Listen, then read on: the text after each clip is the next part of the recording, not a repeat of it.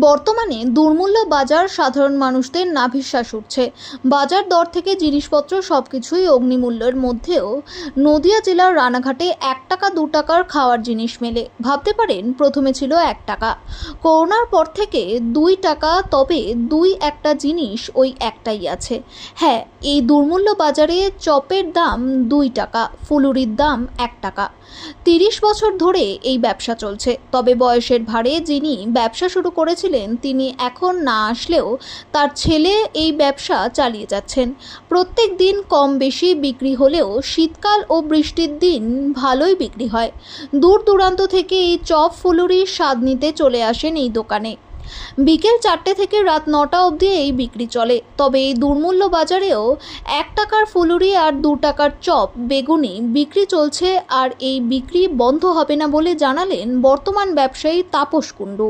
এই দুর্মূল্যের বাজারে কিভাবে 1 টাকা 2 টাকার চপ দিচ্ছেন? এটা দোকানের বয়স 30 বছর। আগে বাবা করতো, বাবা অসুস্থ বলে আমি করছি, এখন উনি পারে না, এখন আমাকে দোকানটা ঠেকাতে হয়। এই কোনো রকমের সেলের পরে আমরা নির্ভর করি। সেল হলেই অল্প সময় হয়।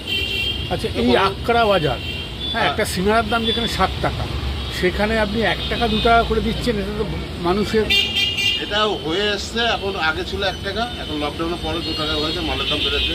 এখনই যা পরিস্থিতি, তেলের দাম আবার হাই হয়ে গেছে, পারা যাচ্ছে না, তাও করতে হচ্ছে। সেলটা যদি বাড়ে, সেলের উপর নির্ভর করে। কোন সময়টা বেশি বিক্রি হয়? এটা শীতকালটা বেশি। আর বৃষ্টি পড়লে, বৃষ্টি হলে একটু ঠান্ডা ভাব হলে বৃষ্টি হয়। কিন্তু সারা প্রত্যেক দিনই তো বিক্রি আছে। হ্যাঁ, আছে, কম বেশি আছে। আচ্ছা আচ্ছা, তা এরকমই তো কাটিয়ে যাবে। এইভাবে চলছে।